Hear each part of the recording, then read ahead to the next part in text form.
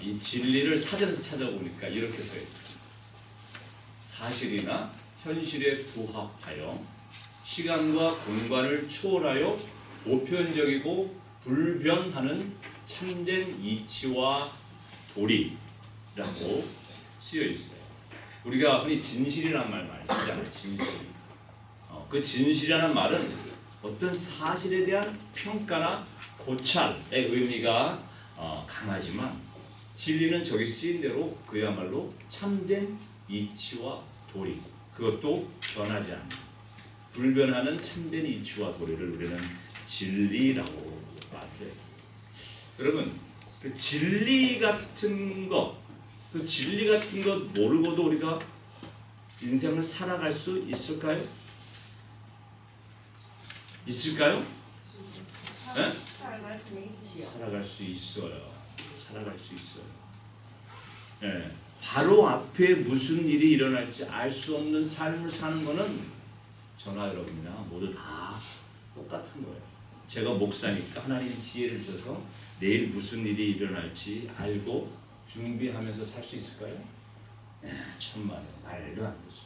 모든 인생은 마치 안개 속을 하얀 안개 속을 달려가는 자동차처럼, 그리고 눈에 눈 가리개를 한 사람처럼 도무지 상상할 수 없는 하루하루를 살아가게 됩니다. 아는 사람 없어요. 그런데 앞에 무슨 일이 일어날지 몰라도 인생은 이런 거야. 인생은 이런 거야. 라는 진리를 깨닫는 사람과 그 진리를 모르고 사는 사람 사이는 엄청난 사는 모습이 차이가 있어요. 눈앞에 아무것도 보이지 않는 안개 같은 인생길을 어떤 사람들은 정말 마치 앞이 보이는 것처럼 당당하게 살아가는 사람들이 우리 주위에 있어요. 저는 그런가? 여러분 어떠세요? 네. 여러분 팀워크를 다지는 게임 중에 이런 게임이 하나가 있어요. 한 사람을 이렇게 세워. 네. 그리고 그 사람이 보는 앞에서 이런 콘 아시죠? 콘을 장애물로 이렇게 앞에다가, 그리고 목표를 정해. 저기 헝금함까지 걸어가 보시오. 이런 식으로 하는 거예요. 자, 그런데 그냥 걸어가면 가니까 눈을 가려. 앞이 안 보여. 자, 눈을 가리고 출발. 그럼 이 사람이 저 헝금함까지 출발을 할 수 있을까요? 없을까요? 출발 못해. 왜? 콘이 앞에 있어서 내가 저 콘에 걸려 넘어질까 봐 염려가 돼서 출발 자체를 못해. 출발한다 해도 엉금엉금 그 콘이 있는지 없는지 헤매다가 어디 다른 길로 가거든. 자, 그 사람 눈이 가려진 채 그 콘을 멀리다 치웠다고 가정해 봅시다. 그러면 그 사람이 어떻게 할까요? 그 사람 모르게 치웠어. 어떨 것 같아요? 그래도 못 가요. 왜? 그 사람이 이미 콘의 노예가 되어버려요. 여기 콘이 있을 거라는 노예가 되어버린 거예요. 자, 그런데 다시 콘을 다 갖다 놓고 한 사람이 그 앞에서 손뼉을 치어. 내 손뼉 소리를 듣고 따라와 하고 손뼉을 계속 쳐요. 그러면 그 사람이 처음에는 당황하죠. 이 사람을 믿고 내가 갈 수 있을까 하고 당황을 하지만 조금만 시간이 지나도 그 박수 소리를 듣고 정말 힘차게 그 콘을 다 피해서 목표까지 다다라갈 수 있습니다. 그렇죠? 네, 저는 이 박수 소리가 마치 진리와 같다 생각합니다. 진리는 인생을 인도하는 나침반 같은. 그래서 예수님은 이런 인생을 이렇게 표현하셨어요. 다 같이 읽어보십시다. 시작. 그리고 너희는 진리를 알게 되며 진리가 너희를 자유롭게 할 것이다. 네, 그 콘을 생각해 보세요. 그 진리가 자유롭게 한다는 얘기는 그 콘에 영향을 받지 않고 쭉 하고 목표까지 간다는 거예요. 그 인생을 이렇게 신나게 살아갈 수 있다는 거예요. 진리가 없으면 나침반 없는 인생처럼 늘 두려워, 조바심이 있어요. 그렇게 살든지 아니면 그 콘을 막 발로 차가면서 될 대로 되라 그렇게 막무가내로 살지도 모르고 형편없는 인생을 전락할 수 있다는 거죠. 오늘 본문에서 예수님은 이렇게 말씀하셨어요. 당신이 말한 대로 나는 왕이요 나는 진리를 증언하기 위하여 태어났으며 진리를 증언하기 위하여 세상에 왔소. 진리에 속한 사람은 누구나 내가 하는 말을 듣소. Archie, can you read? And Pilate said to him, So you are a king? Jesus answered, You say that I am a king. For this purpose I was born, and for this purpose I have come into the world, to bear witness to the truth. Everyone who is of the truth listens to my voice. Yes, right. Amen. 네. 예수님에게 이 진리를 증언하는 것은 세상에 오신 유일한 이유였어요. 네? 그것 때문에 오셨어요. 여러분 곰곰이 생각해 보세요. 예수님이 증언한 그 진리를 여러분들 다 알고 계세요. 저에게 그 진리를 말하라고 하면 제가 아는 지식, 들은 지식 총동원해서 주저리 떠들 수 있어요. 그런데 제 입에서 나오는 말들이 정말 예수님이 말씀하시고자 했던 진리가 맞을지 의문입니다. 그런데 제 입에서 나오는 말들이 정말 진리인지 아닌지는 알 수 없지만 우리에게 희망적인 말을 우리 주님이 하셨어요. 뭐라고 그랬어요? 진리에 속한 사람 누구나 내가 하는 말을 듣소.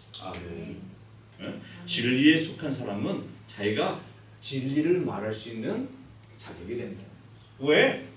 예수님이 하시는 말씀을 다 알아들었습니다.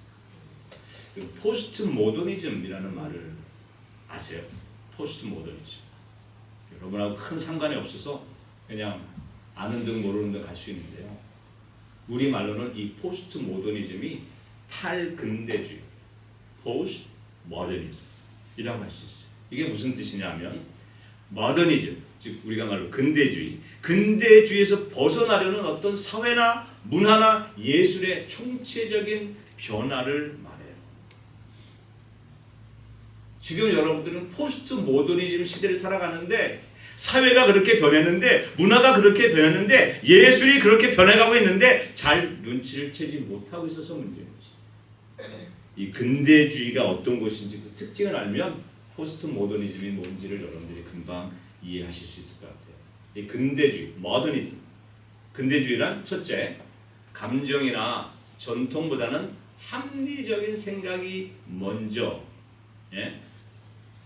rational thinking. 이게 the force, priority라고 주장하는 게 이 근대주의. 또 두 번째는 과학과 기술이 세상을 더 나은 곳으로 만들 수 있다고 믿어요. Believe that science and technology can make the world a better place.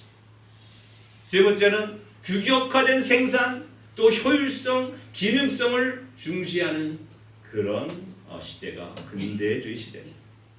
네, 한마디로 합리적으로 생각하고 효율적으로 일하면 세상은 더 좋아질 것이라고 믿는 이데올로기가 모더니즘, 근대주의예요.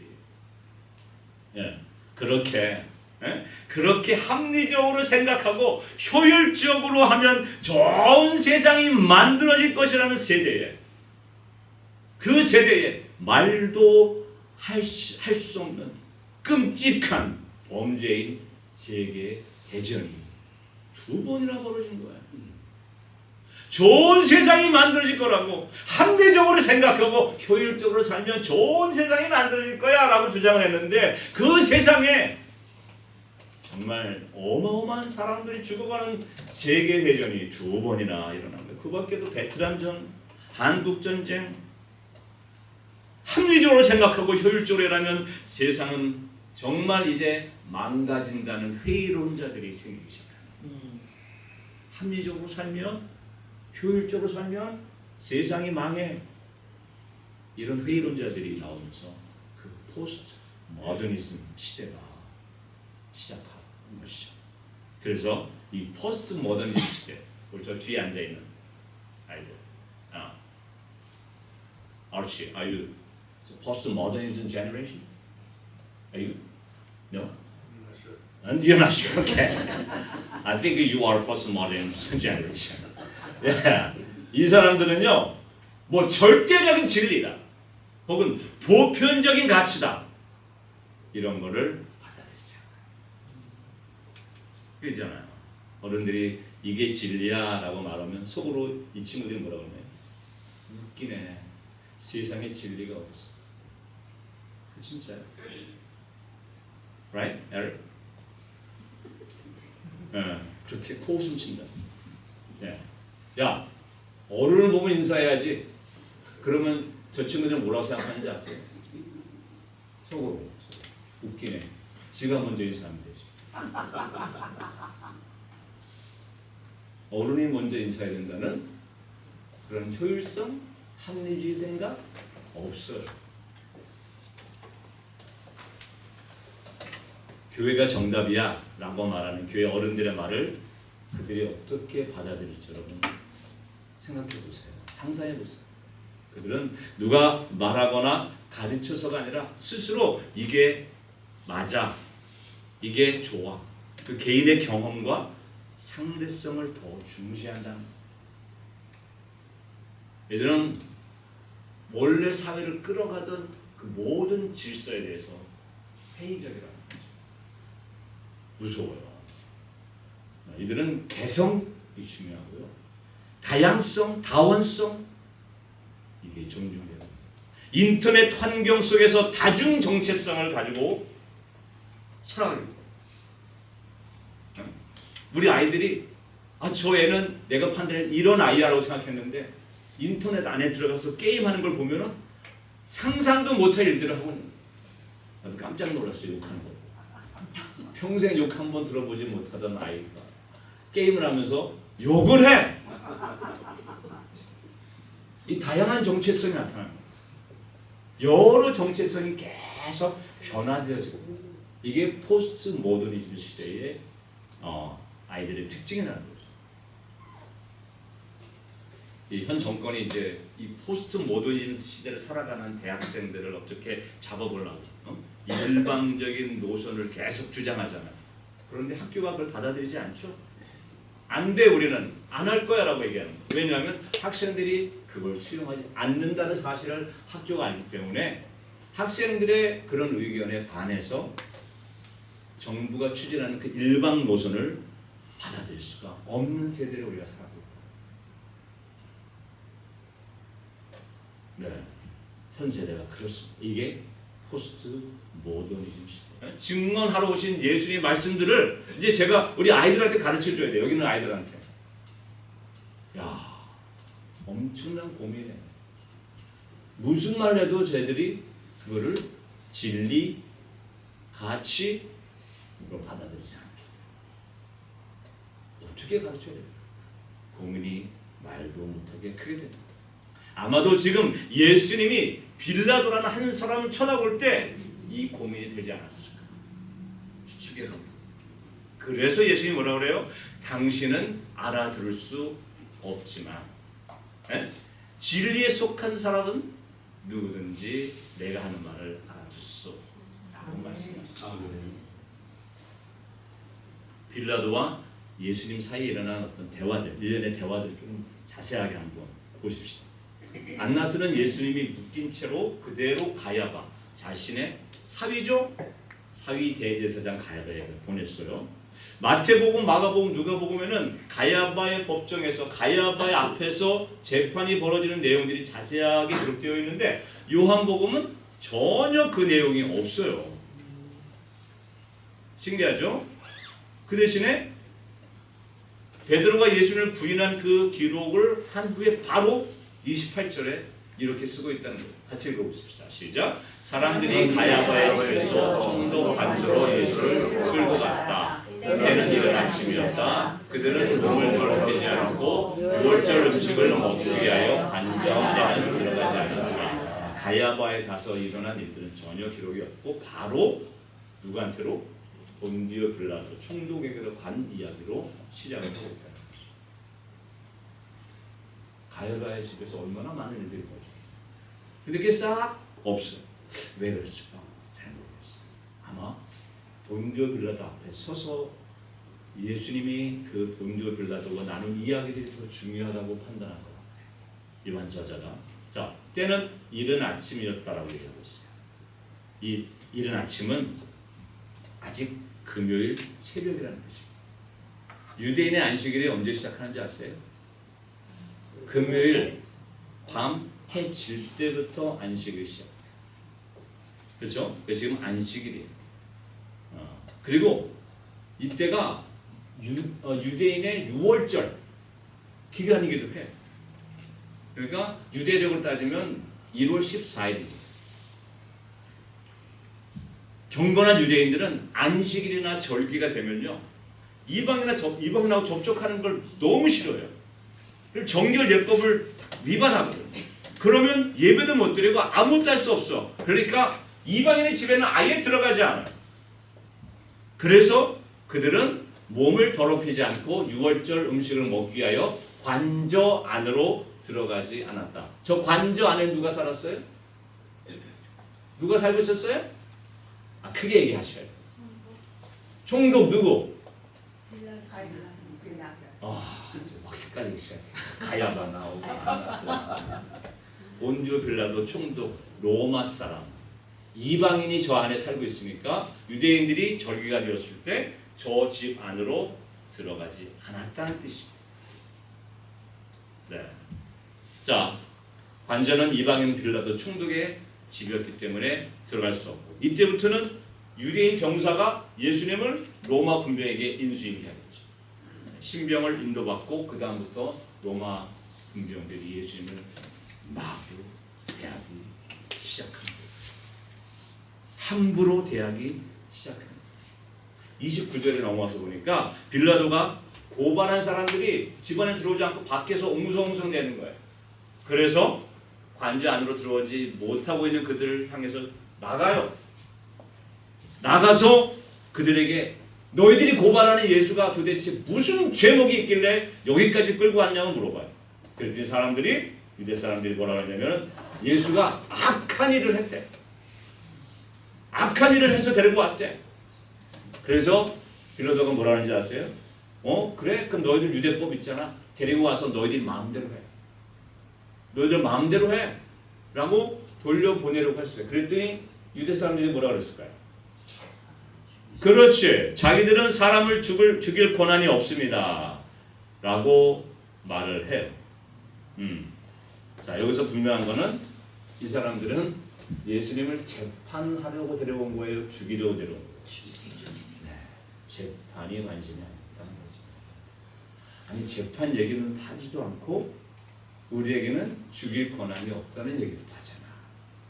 이들의 분명한 목적은 예수를 죽이기 위한 거예요.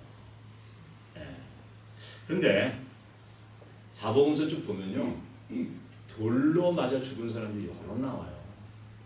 그렇죠? 굳이 빌라도 총독 앞으로 데리고 나올 이유가 있었다 없었다? 없었어요. 로마 총독도 유대 법으로 돌로 쳐 죽이는 것을 묵인했어요. 인정했어요. 그러니까 그런 일들이 많이 벌어졌죠. 일단 재판이 벌어져서 그들 법대로 죽일 만하다 그러면 죽이라고 했다는 거죠. 그런데 예수님은 빌라도 총독 앞으로 끌고 온 거예요. 자기들이 죽일 권한이 없다고. 왜 이랬을까 같아요? 이거는 예수님의 예언 때문에. 예수님이 그렇게 예언했어요. 돌이 아니라 이방인에 의해서 십자가에 달려 죽게 될 예언을 예수님이 쭉 해오셨다는 거예요.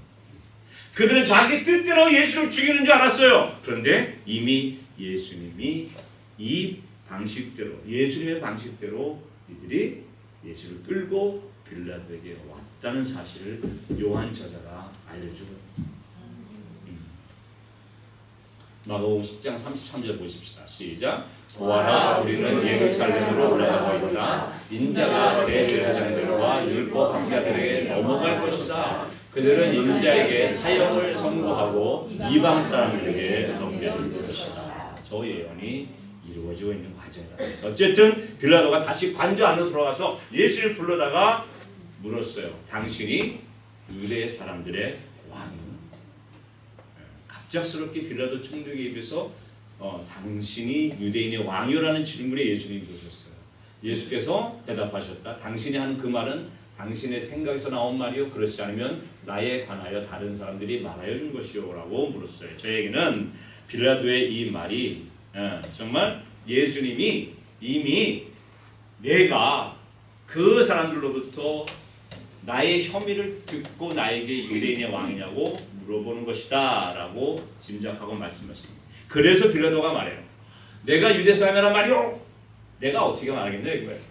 당신의 동족과 당신의 대제사장들이 당신을 나에게 넘겨주었어. 당신은 무슨 일을 하였어? 이 말은 비꼬는 거예요. 황당하다는 거예요. 너희들끼리 지금 뭐 하는 짓이냐고 물어보는 거예요. 같은 민족 그리고 너희들의 대제사장들의 예수를 유대인의 왕이라는 죄목을 씌워서 자기에게로 넘겼다는 말이에요. 그런데 그렇게 예수를 넘겼지만 유대인의 왕 죄 명언했는데 왜 유대인의 왕이라는 말이 나왔는지 그 죄의 내용에 대해서는 죽어야 되는 내용에 대해서는 전혀 빌라도에게 왜 처형을 시켜야 되는지 왜 예수님이 죽어야 하는지 무슨 죽을 죄를 지었는지는 아무 설명을 못하고 그냥 예수님을 떠밀어 놓고 이 사람이 유대인의 왕이라고 주장한 이 사람 죽이시오라고 떠넘겨. 그러니까 빌라도가 뭐라 그래요? 도대체 당신이 무슨 일을 하였소? 무슨 일을 하였기에 그런 말을 듣고 그런 오명을 받고 그런 죄명을 가지고 여기에 끌려왔냐는 말이에요. 이유도 없이 여기에 왜 끌려왔소? 불쌍한 모습으로 지금 물어보는 거예요. 당신 무슨 죄를 졌길래? 죄수라고 끌려온 예수에 대해서 어떠한 범법 사실을 들은 것도 없고 아무것도 없는 빌라도였어요. 그러니 빌라도가 얼마나 궁금했겠어요. 당신 도대체 무슨 일을 하셨어? 자, 예수님의 대답이 뭐였을까요? 당신은 무슨 일을 하였소? 라고 물어보면은 어떻게 대답해야 맞아요? 내가 이런 일을 하였소 라고 얘기를 해야 되는데 예수님 대답은 전혀 다른 말을 하시죠. 같이 읽어보십시다. 시작. 예수께서 대답하셨다. 내 나라는 이 세상에 속한 것이 아니요 나의 나라가 세상에 속한 것이라면 나의 부하들이 싸워서 나를 유대 사람들의 손에 넘어가지 않게 하실 것이요 그러나 사실로 내 나라는 이 세상에 속한 것이 아니요. Can you read Arch? John 18:36. Jesus answered, My kingdom is not of this world. If my kingdom were of this world, my servants would have been fighting, that I might not be delivered over to the Jews. But my kingdom is not from the world. Right. 예. 요한 세바스찬 바하. 예. 마트의 순환곡이라는 노래가 그 곡이 있죠. 합창이 있어요. 이 대목에 요게 나와요. 네가 무엇을 하였느냐? 빌라도가 묻는 대목이 나와. 그때 이제 예루살렘 여인들이 교대로 교창이라고 하죠. 교대로 합창하는 부분이 있어요.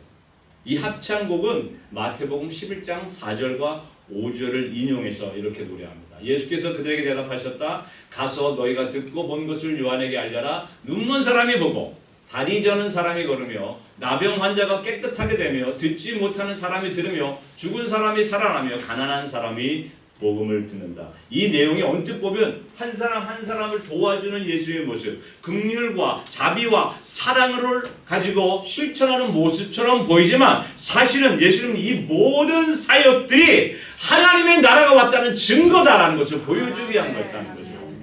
그래서 내 나라라고 얘기하는 거예요. 당신은 무슨 일을 하였소? 내 나라라고 얘기하신 거예요. 하나님의 나라를 이야기한 것이고 이 하나님의 나라가 이미 온 것을 당신이 예수가 한 일을 통해서 보여주었다는 뜻으로 내 나라라고 말씀하십니다. 홈리스 사역, 부재 사역, 여러 사역들이 교회들이 합니다. 이 모든 우리들의 사역은 단지 불쌍한 사람을 돕고 그에게 긍휼한 마음으로 자비를 베푸는 일이 아니라 하나님의 나라가 여기 왔다는 사실을 그들에게 알려주는 증거가 된다는 거죠. 아멘. 그럼 교회가 부재 안 하고 홈리스 사역 안 하면 증거가 없다는 거죠. 아멘. 하나님의 나라가 여기 왔다는 증거가 사라져 버린다는 거죠. 우리가 무슨 긍휼한 마음이 넘쳐난다고 이 일들을 감당할 수 있겠어? 한 번 하지, 두 번 할 수 있어요.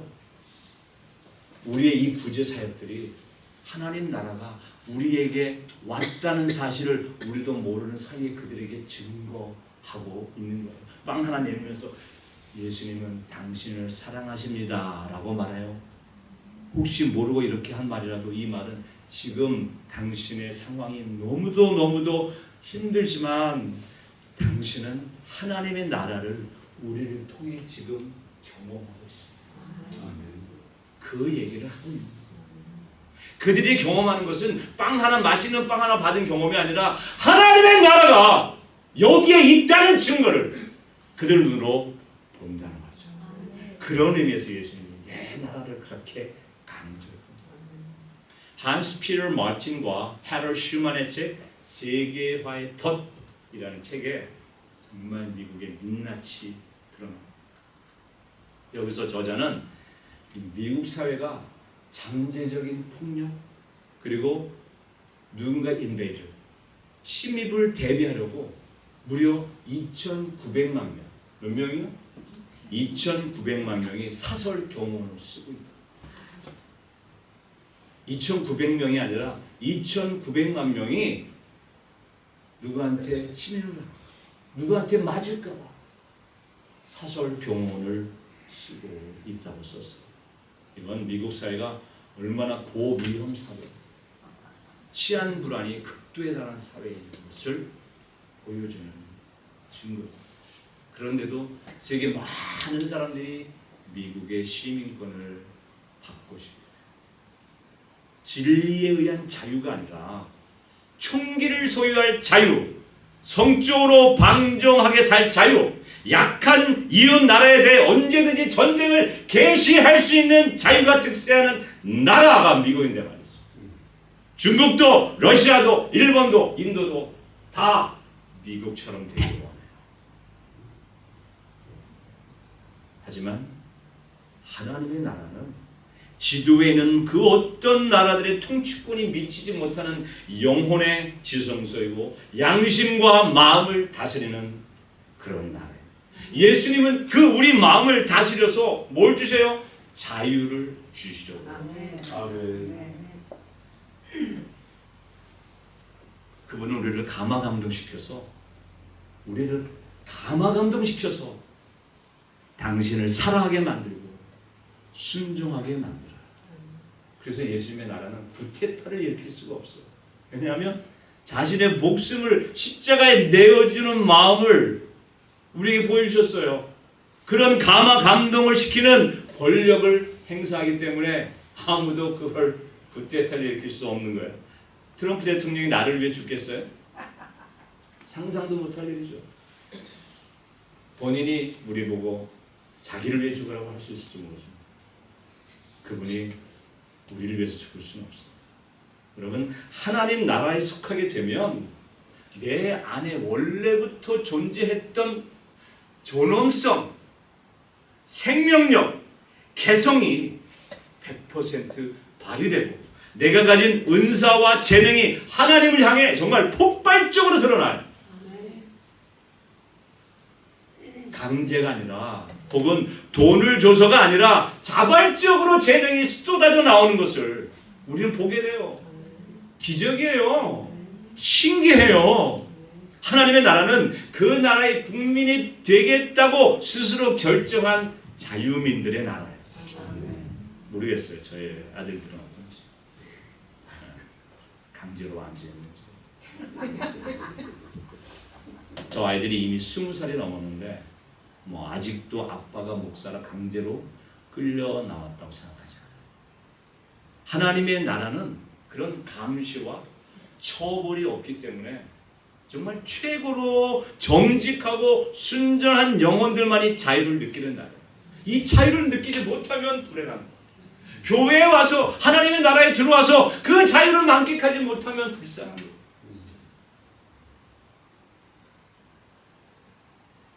억지로 11조 못해요.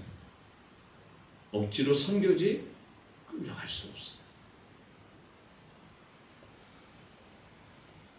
우리 골로새서 1장 13절 14절 같이 읽어보십시다. 시작. 아버지께서 우리를 암흑의 권세에서 건져내셔서 자기의 사랑하는 아들의 나라로 옮기셨습니다. 우리는 그 아들 안에서 구속 곧 죄의 사함을 받았습니다. Archie, please read.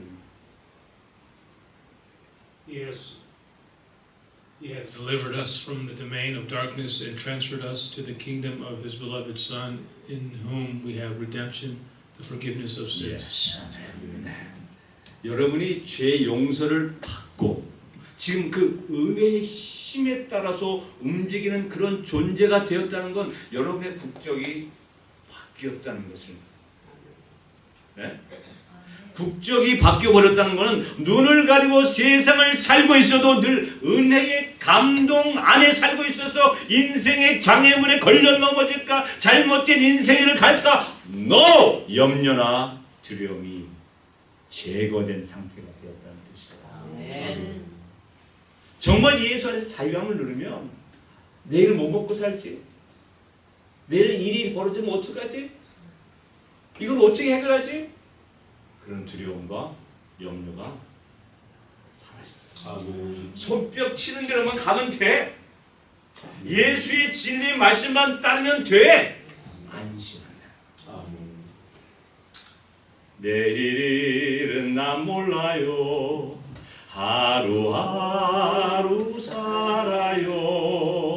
불행이나 여행함도 내 뜻대로 못해. 여기까지 하려고 해서 네, 내일은 난 몰라. 하루하루 살아요. 근데 불안해요? 험한 이 길을 가고 가도 끝은 없고 고뇌. 알아요. 그런데 주님 예수를 팔려면서 내 손을 잡아주시죠. 이 진리를 알고 진리 안에서 자유함을 누리는 사람 모습. 주님 손 잡고 가는데 뭐가 두려워? 뭐가 무서워? 당신이 말한 대로 나는 왕이야. 나는 진리를 증언하기 위해 태어났어. 진리를 증언하기 위해 세상에 왔어. 진리에 속한 사람은 누구나 내가 하는 말을 듣소. 그럼 다 들었으면 좋겠어. 예수님이 증언하시고자 했던 이 진리가 바로 하나님의 나라예요. 하나님의 나라는 우리가 살아가는 세상을 거룩하게 공격하고 양육 강식의 세상의 기초를 허물어뜨려요. 그런데 그 방식이 무력이 아니라 성령의 감동을 받은 사람들의 공동체를 통해서 그렇게 됩니다.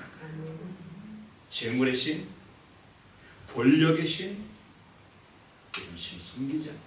열등감이라는 욕망을 벗어던지 하나님의 나라의 국민의 공동체적인 삶을 세상에서 과시해버리면 이 세상이 놀래요.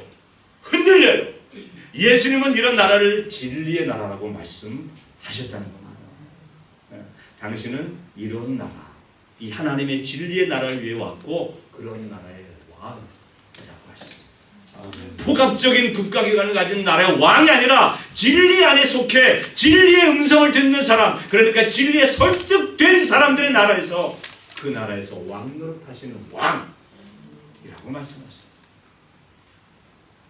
자신은 유대인들의 왕이 아니라 진리의 음성을 듣는 우리들의 왕이라고 주장하십니다. 이 진리는 단순히 불변하는 참된 이치와 도리 그런 의미가 아니에요. 그리고 저도 이 자리에서 그런 이치와 도리를 말하려고 서 있는 것도 아니에요. 뭐 포스트 모더니즘 세대이든 상관없이 누구든 앞을 알 수 없는 인생에서 자신이 스스로 결정하고 따라야 할 왕, 그 왕을 선택해야 한다는 것입니다. 그리고 저는 그런 여러분들에게 진리의 예수 그리스도의 음성을 듣고 그 예수를 따라갈 수 있기를 바라는 겁니다.